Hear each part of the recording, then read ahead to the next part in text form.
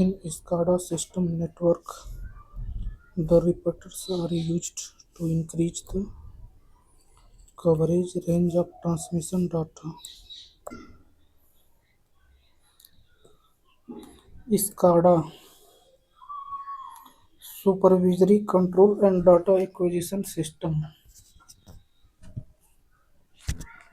It is an automation control system. It is a centralized system that monitors and control entire sites ranging from an industrial plant to a complex of plants across the country.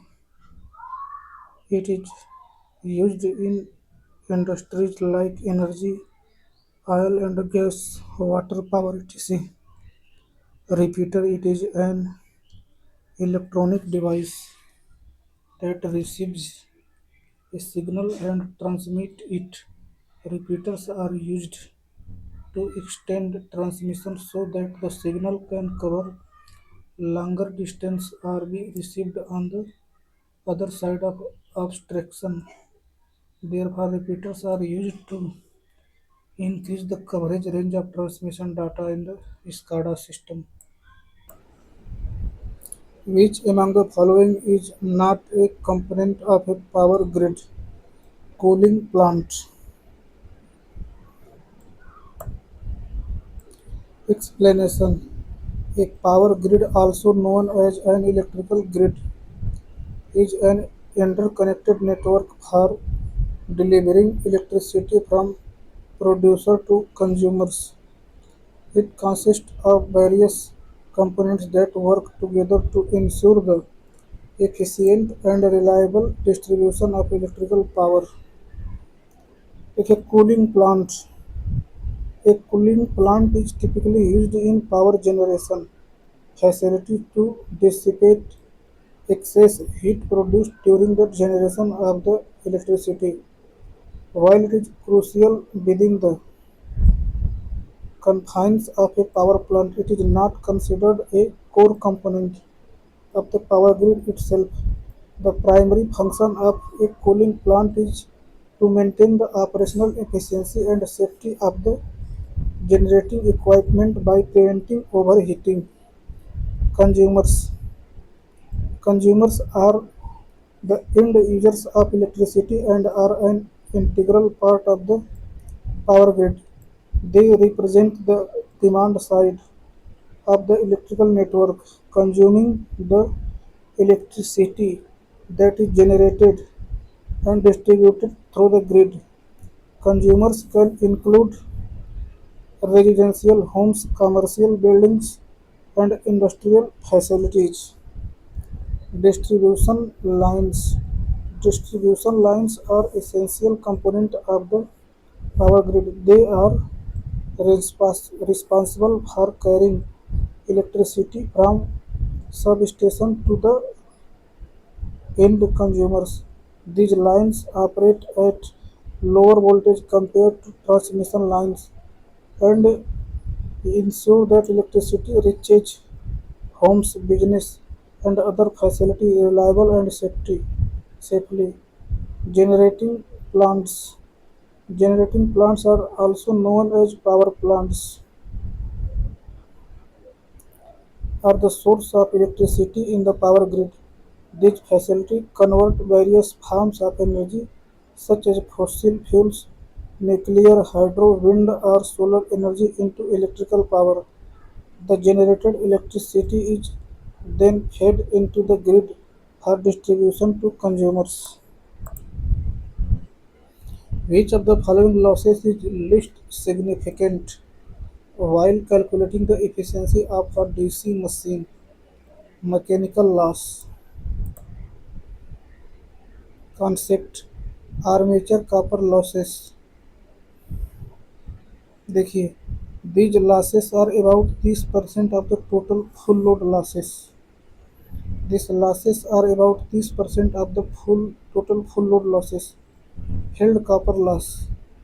Held copper losses बराबर ISH का square into RSH, where ISH is field current and RSH is field resistance. These losses are about 25% theoretically, but practically it is constant. Magnetic losses. As the iron core of the armature is rotating in the magnetic field, some losses occur in the core which is called core losses or magnetic losses or iron losses. Normally machines are operated with constant speed, so these losses are almost constant. These losses are categorized into hysteresis losses and eddy current losses. Mechanical losses. The losses associated with mechanical friction of the machine are called mechanical losses. These losses occur due to friction in the moving parts of the machine like bearing, brushes, etc. And windage losses. Windage losses occur due to the air inside the rotating coil of the machine. These losses are usually very small, about 15% of full load loss. Out of all these losses, mechanical losses are the least proportion in the DC machines. Creep occurs in single phase energy meters when pressure coil is energized, and it is mainly because of overcompensation. देखिए क्रिप in energy meters when the pressure coil is energized, a slow but the continuous rotation of the disk is observed even when there is no current in current coil. This is called creeping. This can be due to several reasons such as overcompensation or friction, vibration, stray field effects, and excessive pressure coil voltage. To prevent crimping, two diametrically opposite holes are drilled on the disc. The disc will stall when one of the holes comes under one of the poles of the shunt magnet. Thus, the rotation is restricted to a maximum of half a revolution. How to reduce creep? To prevent creeping, two diametrically opposite holes are drilled in the disk of energy meters. Due to these holes, the disk will come to rest when the hole comes under the edge of the pole of the shunt magnet. Thus, crimping is limited to a maximum of half of the rotation.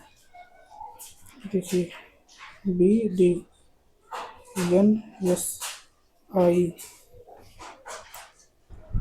देखिए यह जो energy meter है जो हमारे घर में कितना power consume हो रहा है उसको मेजर करता है।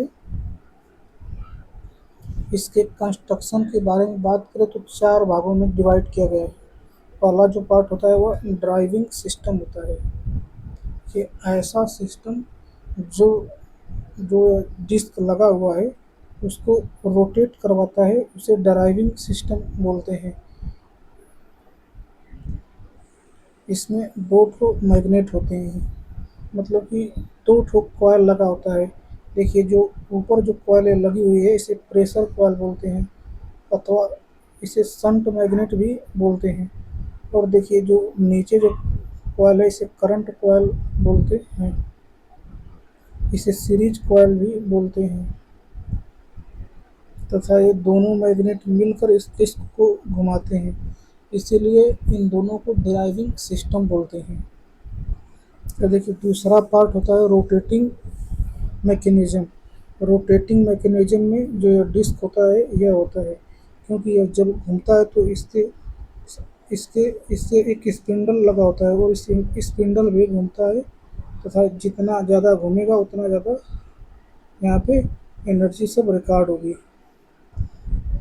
अब देखिए तीसरा पार्ट होता है ब्रेकिंग मैकेनिज्म। ब्रेकिंग मैकेनिज्म का बहुत सारे काम होते हैं। इसमें पहला काम यह होता है कि यह डिस्क को ज़्यादा रोटेट नहीं करने देता है। क्योंकि यहाँ पे हमको कोई मैकेनिकल पावर नहीं लेनी है, यहाँ पे सिर्फ एनर्जी मतलब कि काउंट करना है। इसीलिए इसे धीमे धीमे घूमने में सहायक करता है। इसके अतिरिक्त ब्रेकिंग सिस्टम का एक यह भी काम होता है कि जब हमारी लाइट कट हो जाती है तब भी यह डिस्क के इनर्शिया के कारण यह डिस्क घूमता है, जिससे एनर्जी जो होती है काउंट होती है। तो जो ब्रेकिंग मैग्नेट होता है वह उसी समय इसको स्थिर कर देता है। चौथा इसमें रिकॉर्डिंग मैकेनिज्म होता है जो एनर्जी को रिकॉर्ड करता है। अब देखिए, ये जो कॉइल है इसे प्रेशर कॉइल भी बोलते हैं, वोल्टेज कॉइल भी बोलते हैं, क्योंकि यह कॉइल डायरेक्ट लोड के एक क्रॉस लगी होती है। देखिए यहाँ पे जो सप्लाई करंट जा रही है इसको दो पार्ट में डिवाइड कर दे रही है, एक तो इधर चला जा रहा है, एक तो देखिए इस प्रेशर कॉइल के माध्यम से होकर जा रही है। इसे पोटेंशियल कॉइल भी कहते हैं। देखिए जो यह कॉइल होता है शंट कॉइल, यह इंडक्टिव नेचर का बनाया जाता है, इसीलिए इसमें नंबर ऑफ टर्न की संख्या ज़्यादा होती है। अब देखिए दूसरी है जो कॉइल है, करंट कॉइल होती है। इसे सीरीज कॉइल भी कहते हैं, क्योंकि यह देखिए लोड के सीरीज में जुड़ी हुई है। मतलब कि लोड में जितना करंट फ्लो करता है उतना ही करंट जो है कि यह जो करंट कॉइल है इसमें भी फ्लो करता है। यह जो कॉइल होती है वह रजिस्टिव नेचर की बनाई जाती है। देखिए ये जो करंट कॉइल द्वारा उत्पन्न फ्लक्स φ1 है तथा प्रेशर कॉइल द्वारा उत्पन्न फ्लक्स φ2 है। देखिए यह करंट कॉइल में लेस टर्न होता है, मतलब कि टर्न की संख्या कम होता है, इसीलिए यह ज़्यादा रजिस्टिव होता है। और देखिए इसमें टर्न ज़्यादा है इसीलिए यह ज़्यादा इंडक्टिव होता है। देखिए इसमें से देखिए दो कॉइल का फ्लक्स लिंक करता है, एक तो देखिए प्रेशर कॉइल का और दूसरा करंट कॉइल का। तो देखिए जो प्रेशर कॉइल होती है वो इंडक्टिव नेचर की होती है, मतलब लैगिंग होता है, और जो करंट कॉइल होती है वह लीडिंग नेचर की होती है। तो देखिए जो डिस्क घूमेगी वह जो करंट कॉइल है उसके करंट के अनुसार ही घूमती है, क्योंकि जो लीडिंग वाला है वह डोमिनेट करता है। देखिए प्रेशर कॉइल तो हाईली इंडक्टिव होती है, लेकिन और इसको इंडक्टिव बनाने के लिए शेडिंग बैंड भी इसमें लगाया जाता है, जिससे और ज़्यादा लैगिंग नेचर का हो जाता है। देखिए जब यहाँ पे लोड को हटा देते हैं तो देखिए ये जो करंट कॉइल है इसमें तो करंट का मान शून्य हो जाता है, लेकिन जो प्रेशर कॉइल देखिए है इसमें से करंट बहती रहती है, जिससे मैग्नेट बनता रहता है और डिस्क रोटेट करती रहती है। इसी को क्रीपिंग इफेक्ट बोला जाता है। Match the following types of transformer with shape of lamination. देखिए कोर टाइप में जो लेमिनेशन होता है वह ई तथा आई टाइप का होता है। सेल टाइप में जो होता है वह एल टाइप का कोर होता है। Transformer core types, shell type lamination में E I type lamination, double E lamination. Core type lamination में देखिए डबल एल लेमिनेशन तथा U I lamination. A transformer is a static electrical machine that is used to increase or decrease the voltage and current in AC. Based on construction, the transformers are broadly classified into following two types: cell type, core type। देखिए core type देखिए in the core type transformer, the magnetic circuit of the transformer consists of two sections, namely two vertical sections called limbs and two horizontal sections called yoke. Half of each winding, primary and secondary winding, is placed on each limb of the core so that the leakage flux can be minimized. In the core type transformer, the low voltage winding is always placed next to the core, and the high voltage winding is placed around the low voltage winding. It is because the placement of Low voltage winding near the core reduces the need of insulation material required. देखिए the major advantage of a core type transformer is that it is easier to dismantle for repair and maintenance. Also, the natural cooling in a core type transformer is efficient. अब देखिएगा shell type transformer है। Surrounding type देखिए core shell. In a core type transformer, the binding surround the core of the transformer cell. In a cell type transformer, the magnetic core surrounds the windings of the transformer. The shape of core lamination L and U I-shaped lamination are used for constructing the core of the core type transformer. Cell type The core of the cell type transformer is made up of either double E-shaped lamination तो देखिए several limbs and yoke. A core type transformer consists of two limbs and yoke. देखिए cell type. A cell type transformer consists of three limbs and two yokes. Type of winding. A core type transformer has concentric winding or cylindrical winding. Cell type. A cell type transformer has sandwich winding, interleaved winding or disc winding. Iron for core construction. देखिए core type transformer requires less iron for core construction. Cell type transformer needs comparatively more iron for the core construction.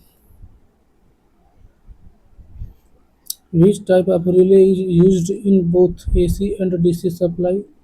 Impulse relay. Impulse relay एक ऐसा electronic switch होता है जो सिर्फ एक छोटा सा इम्पल्स सिग्नल मिलने पर ही चालू होता है। बिल्कुल। सिर्फ एक छोटा सा इम्पल्स सिग्नल मिलने पर ही चालू होता है और बंद हो जाता है।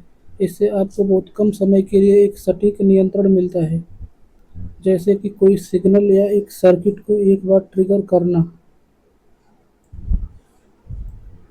देखिए इम्पल्स रिले का diagram. Circuit breaker, selector switch, impulse relay, push switch, contractor, motor. An impulse relay is a switching device designed to control electricity consumers.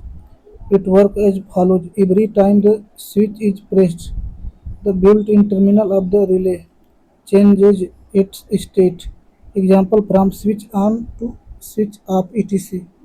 Impulse relay are a form of latching relay that transfers the contact with each pulse. Many impulse relay are made up of a magnetic latch relay and a solid-state steering circuit that, upon application of power, determines which position the relay is in and energize the opposite coil. The contacts transfer and hold that position when power is removed. When re-energized, the contact transfer again and hold that position, and so on. In order to transfer the contact, one simply provides a single unidirectional pulse. There is no need to redirect the control pulse or reverse the polarity. Impulse relay can be used as Bayer equalizers. They are well suited for applications such as turning a single device on or off from one or more locations with a single momentary switch or push button at each station. For example, a conveyor could be started and or stopped from multiple locations by means of a single button at each position.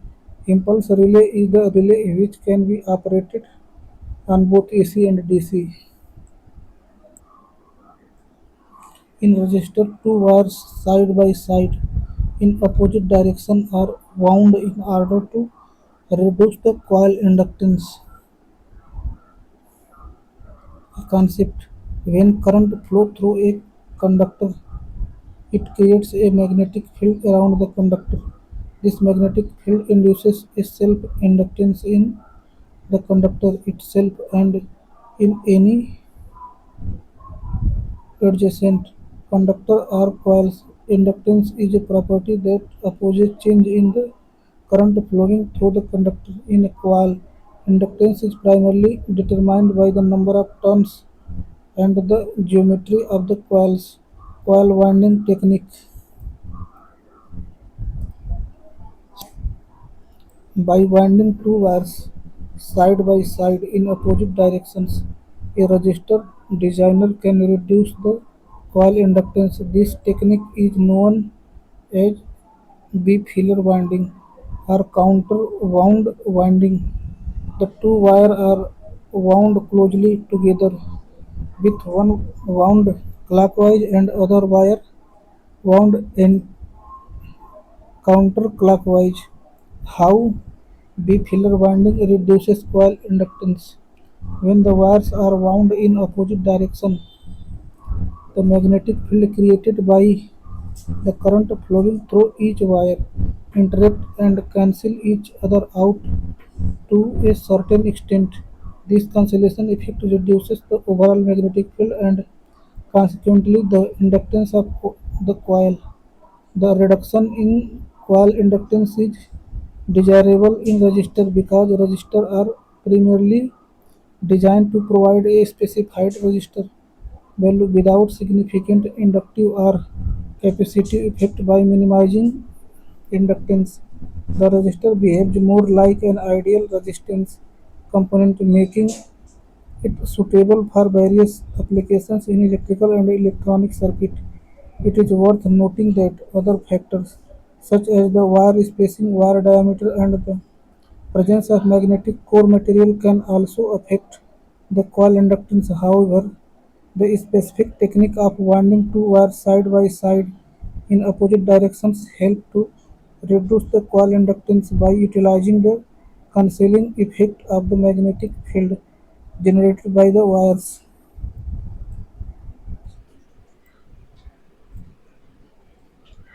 बाइफिलर winding resistor का एक विशेष प्रकार का तार लिपटा register है जिसे स्व प्रेरकत्व को कम करने के लिए डिजाइन किया गया है। प्रतिरोधक तार को आधा मोड़कर और उसे दोहरे तार के रूप में लपेट कर धारा विपरीत दिशा में प्रवाहित होती है, जिससे चुंबकीय क्षेत्र निष्क्रिय हो जाता है। यह तकनीक एसी ऑडियो को मापन उपकरणों के लिए कम प्रेरकत्व और उच्च परिशुद्धता वाला प्रदर्शन प्रदान करता है, हालांकि इससे परजीवी धारिता बढ़ सकती है।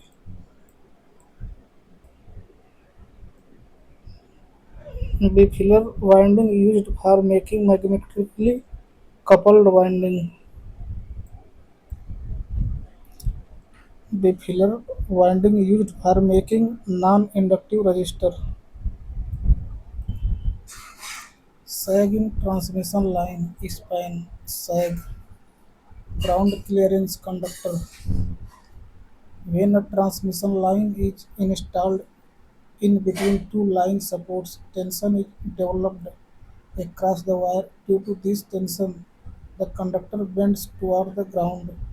The distance between the points of the line support and the minimum point on the line is known as sag.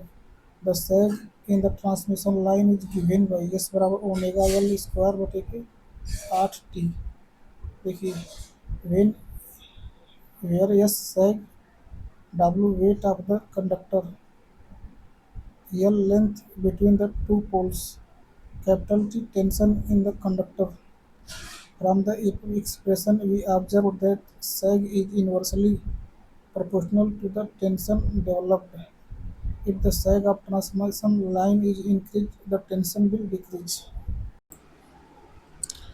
When voltage gain AV is greater than 1, the voltage gain in decibel is, देखिए concept, voltage gain AV voltage gain A V is given as A V बराबर output voltage बटे के input voltage A V in decibel is given as A V in decibel is equal to 20 log A B analysis A V D B बराबर 20 log A V know that for x is greater than 1 log x is positive therefore ab is greater than 1 तो log ab is always positive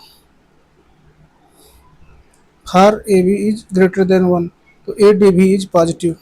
मतलब कि देखिए यदि x का मान 1 से बड़ा हो तो log x का मान हमेशा पॉजिटिव होता है तथा इस फार्मूला को बहुत ध्यान से रखें।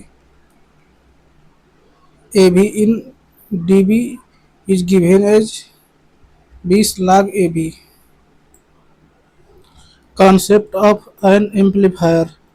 An amplifier is a device which is used for increasing the amplitude of variation of alternating voltage or current or power। मतलब कि ऐसी युक्ति जो वोल्टेज करंट और पावर को इंक्रीज करती है उसको हम एम्पलीफायर कहते हैं और इस प्रकार की घटना को एम्पलीफिकेशन कहते हैं तथा इसमें जो डिवाइस यूज होती है वह ट्रांजिस्टर यूज होती है। जैसे देखिए यह एक ठो एम्पलीफायर डिवाइस है और देखिए इसमें से दो ठो इनपुट है। यहाँ पे देखिए 1 वोल्ट का कोई सिग्नल दिया जा रहा है। ये वाला जो टर्मिनल है देखिए उसको ग्राउंड किया गया है और इस टर्मिनल पे दिया जा रहा है और देखिए एम्पलीफायर को बाहर से पावर दिया जा रहा है और फिर ये दो टर्मिनल बाहर निकले हुए हैं जहाँ से आउटपुट मिल रहा है।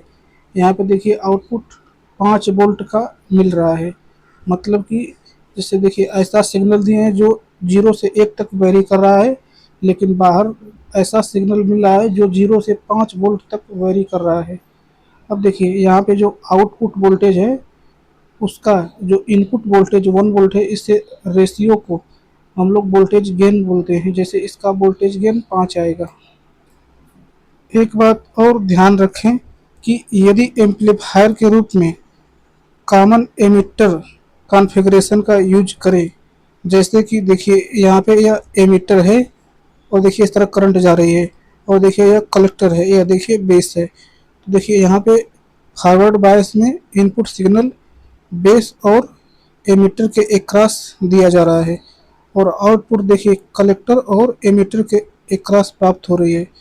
तो कॉमन एमिटर कॉन्फ़िगरेशन में जो आउटपुट प्राप्त होगा वो देखिए उसका मैग्नीट्यूड तो बढ़ा हुआ मिलेगा बट देखिए उसके अपोजिट फेज में रहेगा। मतलब कि जैसे यहाँ पे इनपुट में मान लीजिए इस तरह का सिग्नल दिए हुए हैं तो जो यहाँ आउटपुट निकलेगा वो देखिए इस तरह का सिग्नल निकलेगा।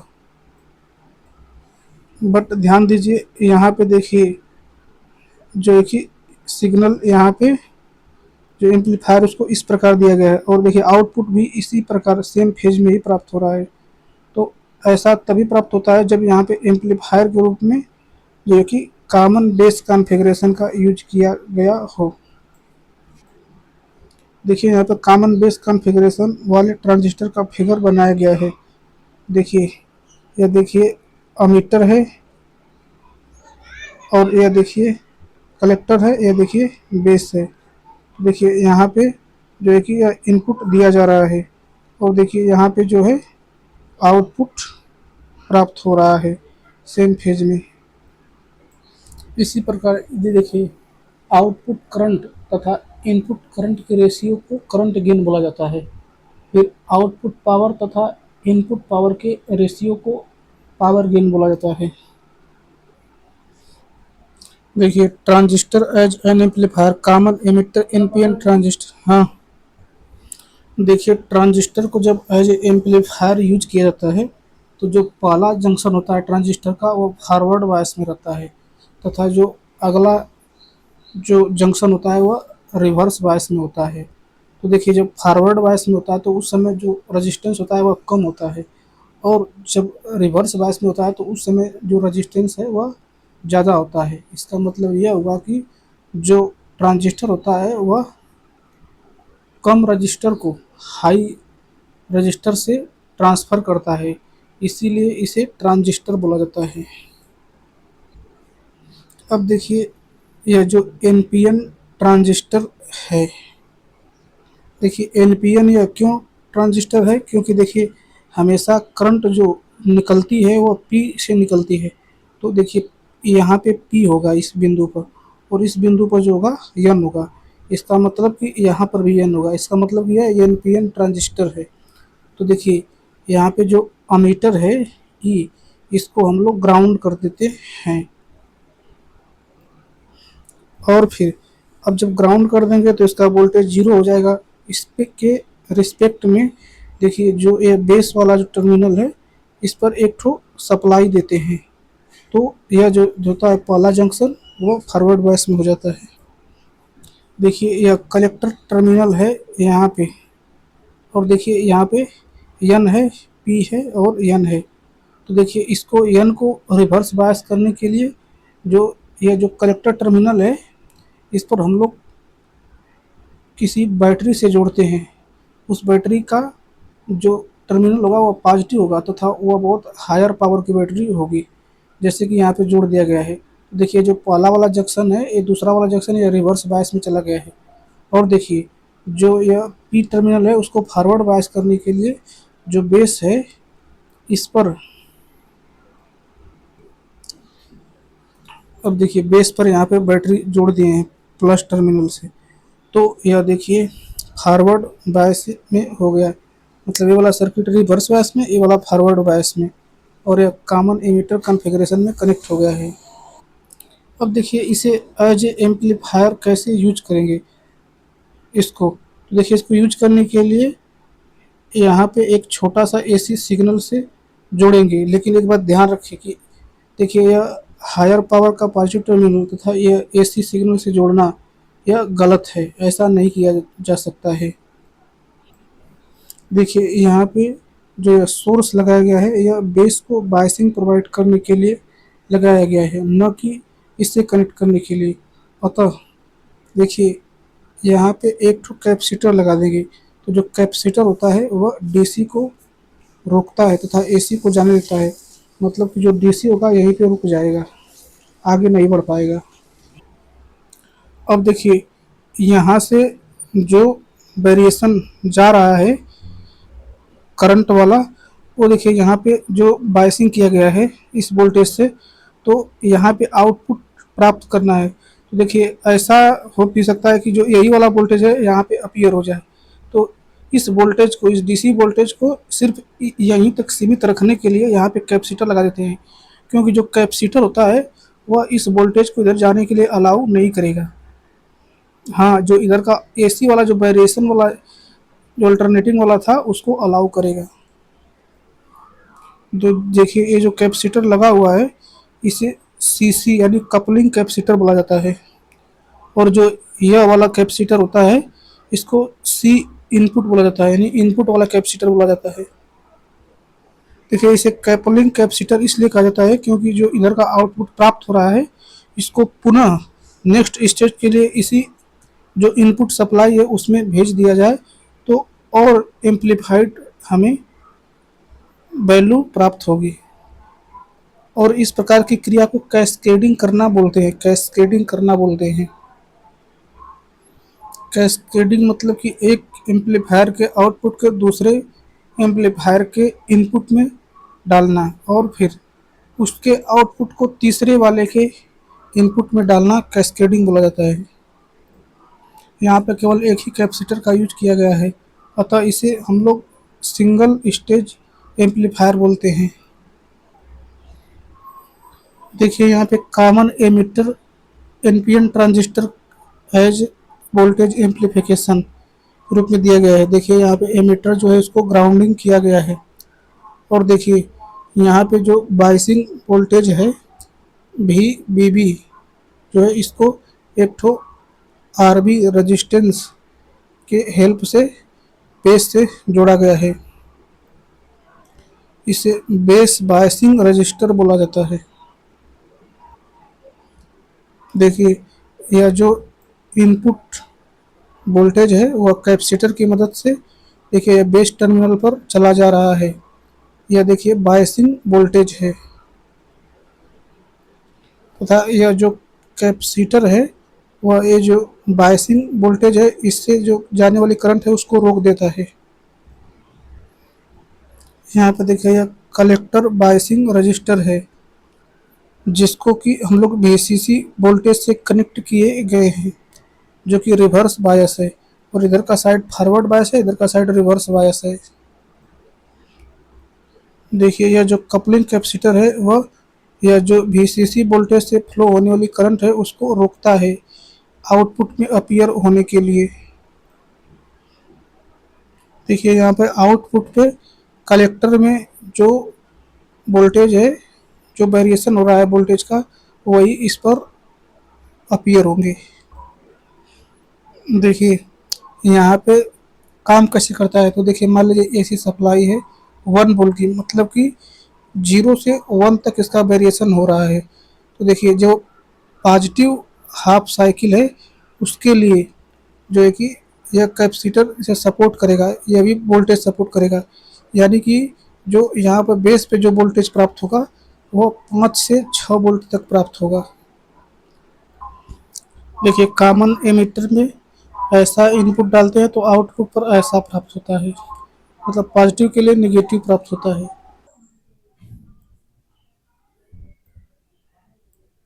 A plus minus 1 count error occurs in digital frequency meter due to gate time uncertainty. The plus minus 1 count error quantization error when an electronic counter makes a measurement.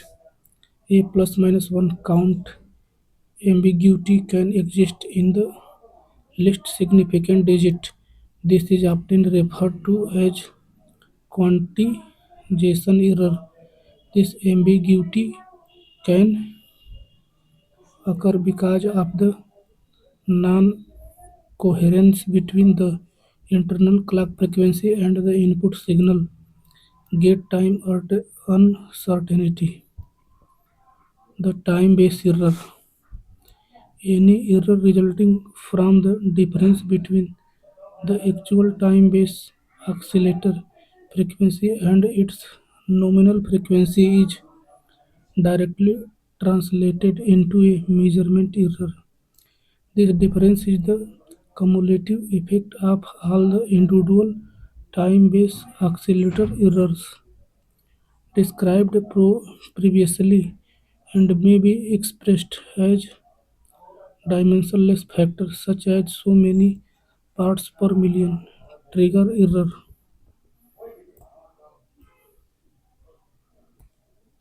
Trigger error is a random error caused by noise on the input signal and noise from the input channels of the counter.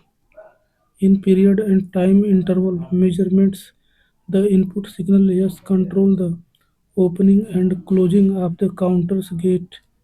This case the main gate to be opened for an incorrect period of time. This results in a random timing error for period and time interval measurements. Frequency measurement error.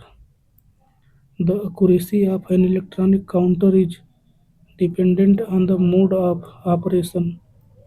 The total frequency measurement error may be defined as the sum of its plus minus 1 count error and its total time base error. The relative frequency measurement error due to plus minus 1 count ambiguity is df बटा kf बराबर plus minus 1 बटा kf input where f in is the input signal frequency। देखिए digital frequency meter का block diagram. देखिए unknown frequency source amplifier जो कि इसके amplitude को बढ़ाएगा। फिर देखिए सिमेट्री ट्रिगर जो कि एनालॉग को डिजिटल में कन्वर्ट करेगा। फिर स्टार्ट स्टॉप गेट जो कि ये गेट है वो स्टार्ट स्टॉप टाइप गेट है, मतलब कि यदि 50 हर्ट्ज वाला फ्रिक्वेंसी डाला जाए तो 50 बार स्टॉप और स्टार्ट होता है और फिर देखिए काउंटर की मदद से उसको काउंट किया जाता है। देखिए यहाँ पे दिया है गेट टाइम और अनसर्टेनिटी के कारण डिजिटल फ्रीक्वेंसी मीटर में एरर आ सकता है।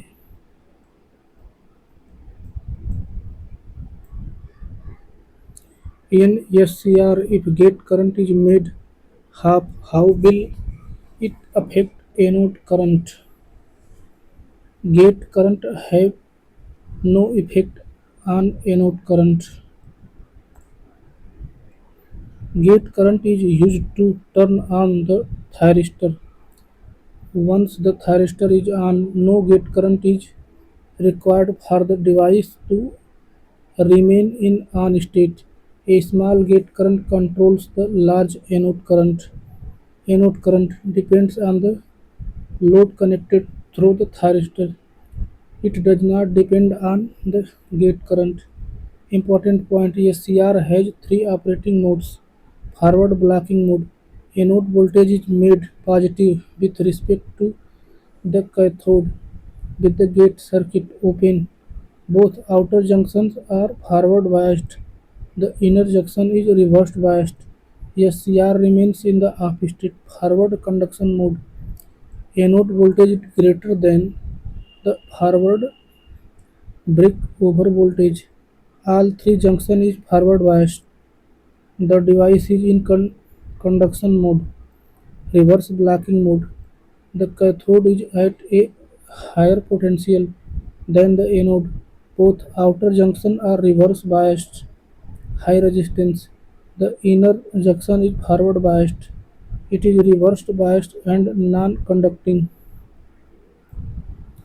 देखिए ये सी आर पावर इलेक्ट्रॉनिक्स का एक स्विचिंग डिवाइस है।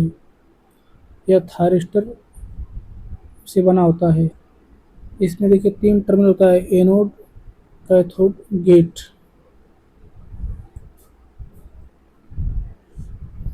ये सी आर में देखिए चार लेयर होती है।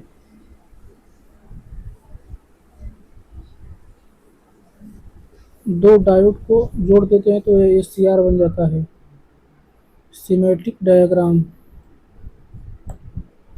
देखिए, डायोड जो होता था उसमें पी से यदि पॉजिटिव टर्मिनल जोड़ देते थे तो वह जो होता था फॉरवर्ड बायस में बन जाता था। देखिए जो पी एन जो डायोड होता है उसमें एक जंक्शन होता है, लेकिन जो एस सी आर इसमें तीन जंक्शन होते हैं। देखिए यहाँ पे पी को पॉजिटिव टर्मिनल से जोड़ते हैं, अतः तो देखिए जो Z1 जो जंक्शन है यह फॉरवर्ड बायस में होता है। और फिर देखिए यहाँ पे एन है और यहाँ पे पी है, तो जो Z2 जंक्शन होता है वह रिवर्स बायस में होता है और पुनः जो Z3 जंक्शन होता है वह फॉरवर्ड बायस में होता है। देखिए एस सी आर का एनोड करंट तथा वोल्टेज में देखिए ग्राफ, देखिए इसको होल्डिंग करंट बोला जाता है एस सी आर का। और देखिए जो इस तरफ फ्लो हो रहा है इसे लीकेज करंट बोला जाता है। और देखिए जो यह जो करंट है इसे लैचिंग करंट बोला जाता है, क्योंकि जब लैचिंग करंट मिल जाता है तो एस सी आर ऑन हो जाता है। In S C R if gate current is made half, how will it affect anode current? Gate current had no effect on anode current. Gate current is used to turn on the thyristor. Once the thyristor is on, no gate current is required for the device to remain in on state. A small gate current controls the large anode current. Anode current depends on the load connected through the thyristor. It does not depend on the gate current. Important point: SCR has three operating modes. Forward blocking mode. Anode voltage is made positive with respect to the cathode with the gate circuit open. Both outer junctions are forward biased. The inner junction is reverse biased. SCR remains in the off state. Forward conduction mode.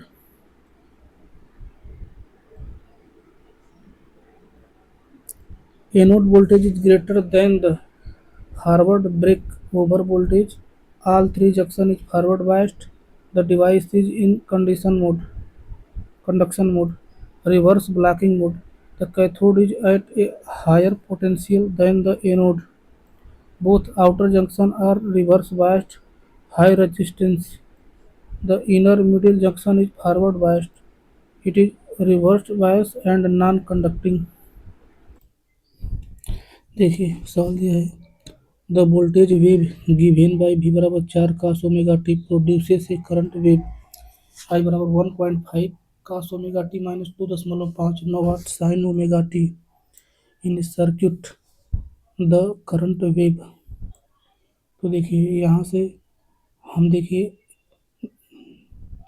हम जानते हैं A cos omega t plus phi का formula हो जाएगा A cos omega t into cos phi minus A sine omega t into sine phi.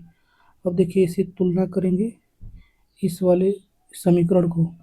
तो देखिए यहाँ से ए साइन फाई का जो मान होगा वह 2.58 आएगा तथा ए कास फाई का जो मान आएगा 1.5 आएगा। अब देखिए इन दूसरे समीकरण में पहले समीकरण से भाग लगाएंगे तो कड़ी में 3 आएगा यानी 2.58 में 1.5 का भाग लगाएंगे तो कड़ी में 3 आएगा यानी कि यहाँ से फाई का मान 60 अंश आ जाएगा। मतलब कि जो करंट है वह लीड कर रही है 60 अंश वोल्टेज से। A guard terminal in measurement of high resistance is used to bypass the leakage current. Measurement of high resistance. The resistances which above 100 kilo ohm are called high resistance. To measure high resistance, three terminals are required. 1, 2, 3. Where terminal 1 and 2 are input terminal. Terminal 3 is called guard terminal. Guard terminal is used to eliminate or bypass leakage current while measuring. Examples of high resistance materials: cable insulation resistance, all motor generators and transformer windings insulation resistance, all semiconductor devices when reverse biased. Methods to measure high resistance: loss of charge method, direct deflection method, mega ohm bridge measure.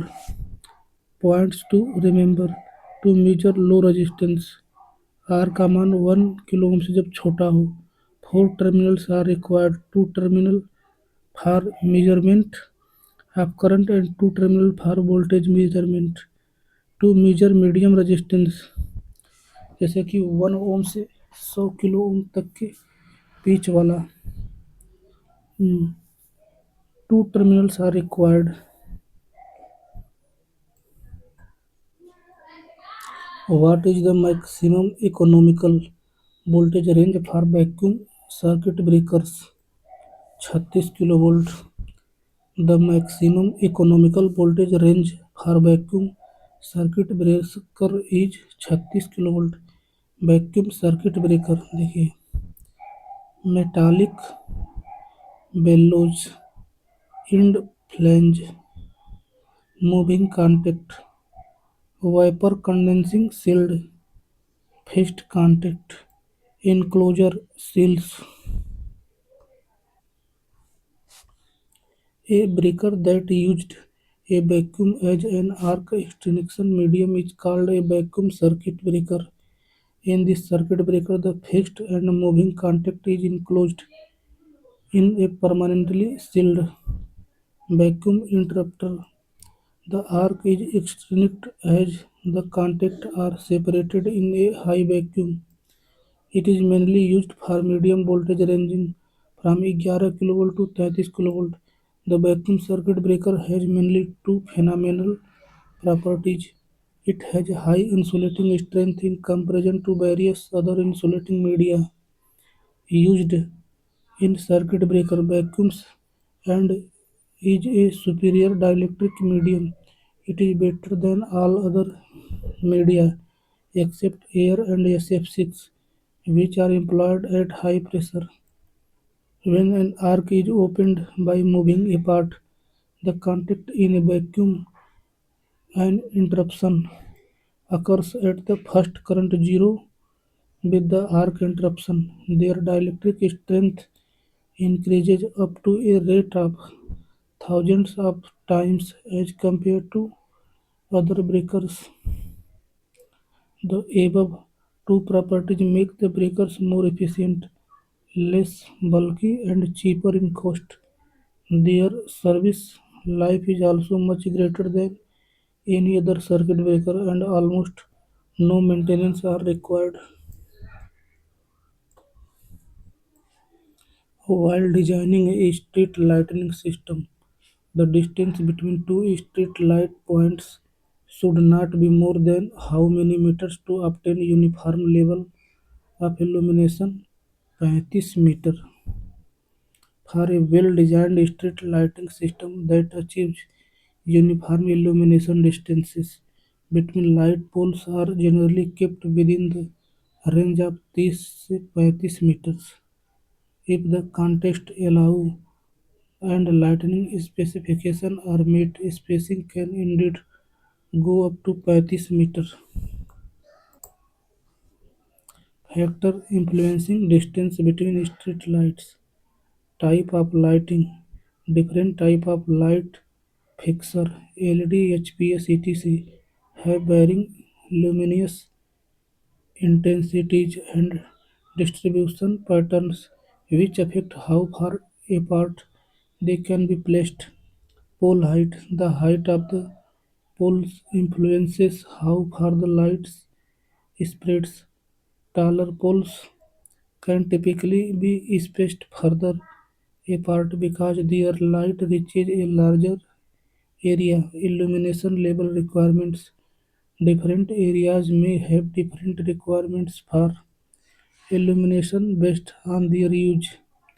Residential streets बनाम main roads standard often